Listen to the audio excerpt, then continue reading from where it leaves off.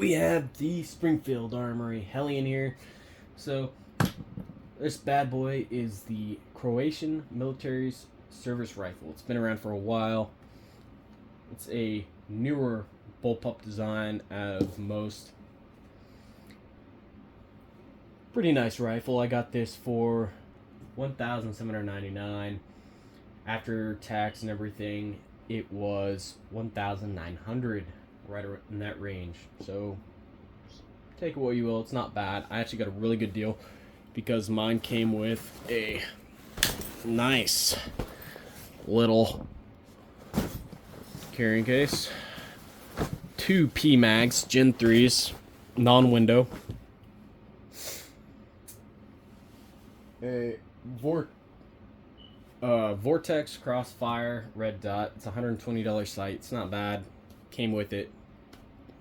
Pretty nice. All right, free. Subjectively speaking, you got a lock. I'm not going to show you. It's the same one you get with like most firearms or pistols. Don't know why they even gave that to me, but I got one. We got a sling. Sling is like a $20 1 point. It's not bad. It's kind of surprising the quality. It is discontinued. Came with a chamber flag, so if going to the range, you're going to need that. Starting from the front to the rear, we got a 4-prong flash hider. It is a hammer forged barrel, 1 1/7 twist. It's 16 inches, so that's nice.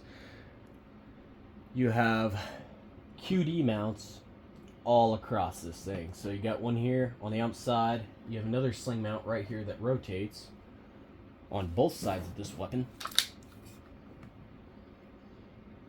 And just to show you, this is clear.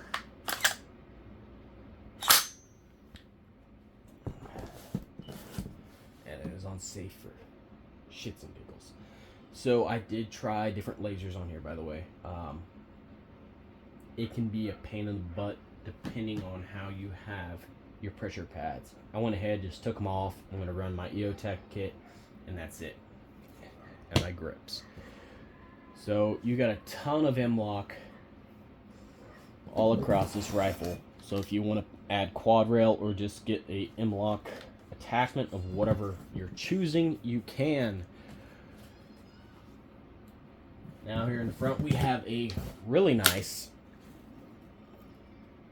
front pop-up iron sight.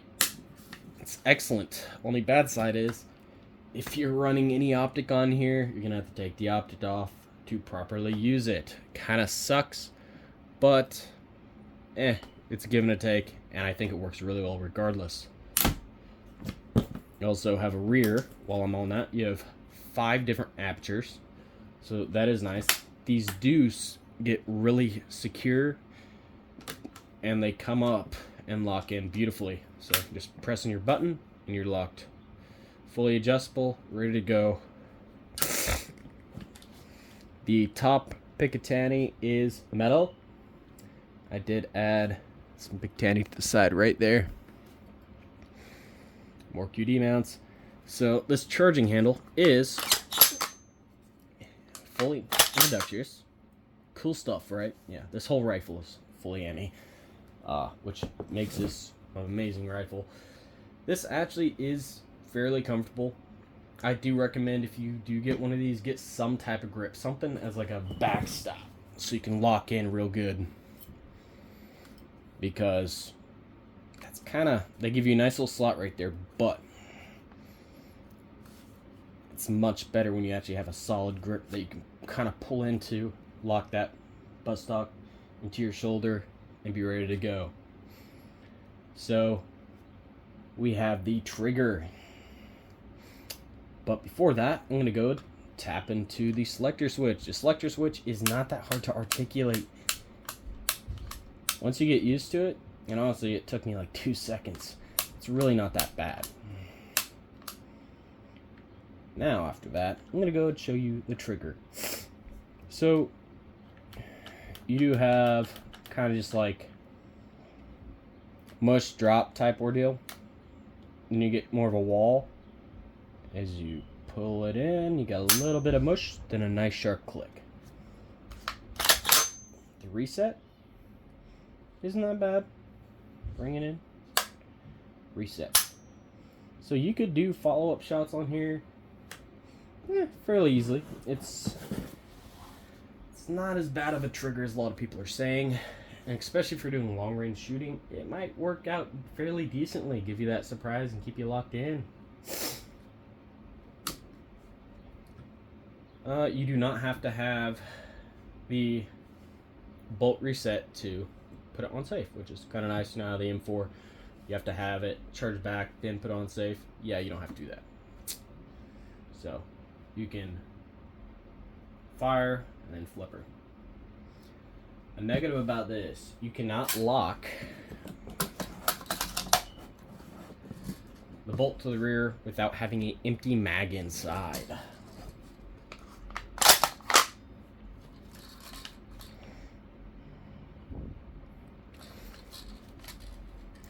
Now your mag release is right here. It's actually pretty comfy.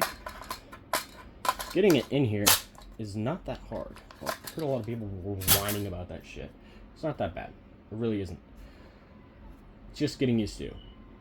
The hardest thing, if anything, is the bolt release on here. So if you're rock and rolling, you're like, I'm ready. Just click that. Bring it up to a high ready. And initiate. It's not that hard. And as I said before, this is fully ambidextrous, so you have that other port right there for your ejection.